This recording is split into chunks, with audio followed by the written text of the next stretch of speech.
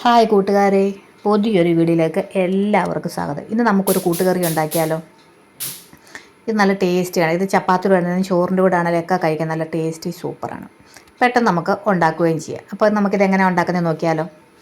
അന്നേരം ഇന്നലെ ഒരു വീഡിയോ ഇട്ടിട്ട് അത് നിങ്ങളൊന്ന് കാണണം കേട്ടോ. അപ്പം നമ്മുടെ വാഴത്തോട്ടത്തിൽ തന്നെ 2 ഏത്തക്ക എടുത്തിട്ടുണ്ട്. ഏത്തക്കായും ഇന്നലെ തന്നെ പിഴുതെടുത്ത ചേനയും പെട്ടെന്ന് വേവുന്നതാണ് കേട്ടോ. അന്നേരം നമുക്ക് തൊലിയൊന്നും ഒരുപാട് കണ്ട ആ ഒരു ഭാഗത്തെ ഉണ്ടല്ലോ, ഇങ്ങനെ ഇരിക്കുന്ന ആ ഭാഗത്തെ മാത്രം തൊലി കളഞ്ഞാൽ മതി. അന്നേരം ആ ഒരു തൊലിയൊക്കെ കളഞ്ഞിട്ട് അത്യാവശ്യം തൊലിയൊക്കെ ഇന്ന് കളഞ്ഞിട്ട് ചെറുതായിട്ട് അരിഞ്ഞെടുക്കുക. പെട്ടെന്ന് വേവുന്ന വാഴയ്ക്കാണ് കേട്ടോ, ഏത്തയ്ക്കാണ്. അന്നേരം നമുക്കത് ഇച്ചിരി കഞ്ഞിവെള്ളത്തിലിട്ട് കഴിഞ്ഞാൽ ആ കറയൊക്കെ ഒന്ന് പെട്ടെന്ന് പോകും. അന്നേരം അത്യാവശ്യം ചെറുതായിട്ട് അരിഞ്ഞ് നമുക്ക് ആ വെള്ളത്തിലോട്ടിടാം. ഇത് പെട്ടെന്ന് നമുക്ക് ഉണ്ടാക്കാൻ പറ്റും. കുക്കറിൽ വെക്കേണ്ട കാര്യമില്ല, അല്ലാതെ തന്നെ അടുപ്പത്ത് വെച്ച് കഴിഞ്ഞാൽ ഒരു 10 മിനിറ്റ് കൊണ്ട് ഇത് വെന്ത് കിട്ടും. എത്രത്തോളം ചെറുതായിട്ട് അരിഞ്ഞാൽ അത്രത്തോളം പെട്ടെന്ന് വെന്ത് കിട്ടും. അന്നേരം നമുക്ക് ചേന അരിഞ്ഞതിന് മുന്നേ ഈ കുറച്ച് ചേനയൊക്കെ കഷ്ണം എടുത്ത് അടുപ്പിലോട്ടിട്ട് കഴിഞ്ഞ് കഴിഞ്ഞാൽ നമ്മുടെ കൈ ചൊറിയത്തില്ല. അങ്ങനെ ആ ഒരു ടിപ്പ് നിങ്ങൾക്ക് അറിയാമോ? അത് ഞാൻ അന്നേരം ചേന ഇവിടെ അരിയാൻ നേരത്ത് കുറച്ച് ചെറിയൊരു പീസ് എടുത്ത് അടുപ്പിലിട്ട് കഴിഞ്ഞാൽ അടുപ്പിലിടാറുണ്ട്. അന്നേരം ചേനയും വാഴയ്ക്കായും നന്നായിട്ട് കഴുകി ചെറിയ കഷ്ണങ്ങളാക്കി എടുത്തിട്ടുണ്ട്. പിന്നെ ഇതിൻ്റെ അകത്ത് ആവശ്യത്തിന് ഞാൻ കടലയാണ് ഇടുന്നത്. വൻപയർ ചെറുപയറൊക്കെ ഇടാം, ഇത് കടല ഇടുന്നതാണ് ടേസ്റ്റായിട്ട് എനിക്ക് തോന്നുന്നത്. എന്നാൽ ഞാൻ തലേദിവസം വെള്ളത്തിലിട്ട് ഒരു 3 വിസിലടിച്ചപ്പോഴത്തേക്ക് കടല വെന്തു.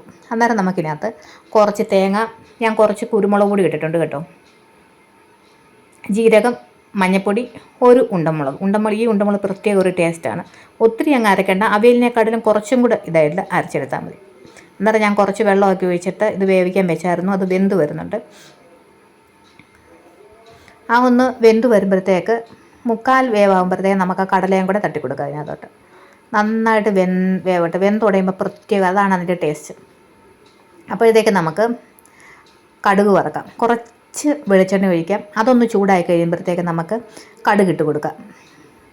ഞാൻ കുറച്ച് കൊച്ചുള്ളിയും കറിവേപ്പിലയും കൂടെ എടുത്ത് വെച്ചിട്ടുണ്ട്, ചെറുതായിട്ട് അരിഞ്ഞ് അതും കൂടെ ഇട്ട് കൊടുക്കാം.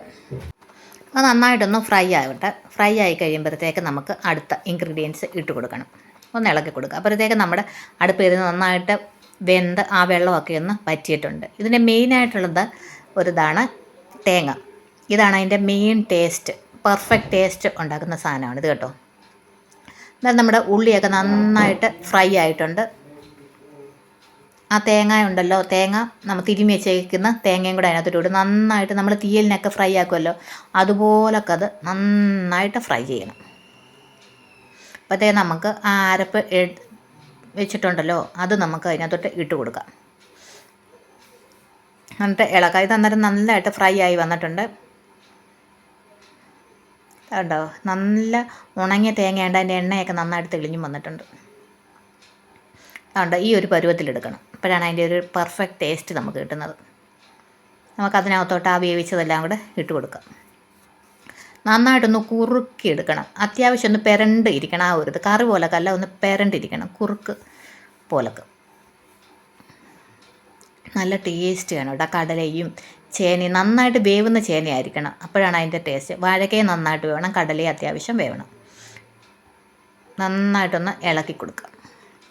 എന്നാൽ ഇതൊന്ന് നിങ്ങളൊന്ന് ട്രൈ ചെയ്ത് നോക്കണം കേട്ടോ, നല്ല ടേസ്റ്റാണ്. അപ്പോൾ അടുത്ത വീഡിയോ ആയിട്ട് വീണ്ടും കാണാം. സബ്സ്ക്രൈബ് ചെയ്യാത്തവരൊക്കെ ഒന്ന് സബ്സ്ക്രൈബ് ചെയ്ത് സപ്പോർട്ട് ചെയ്യണേ. Thank you so much.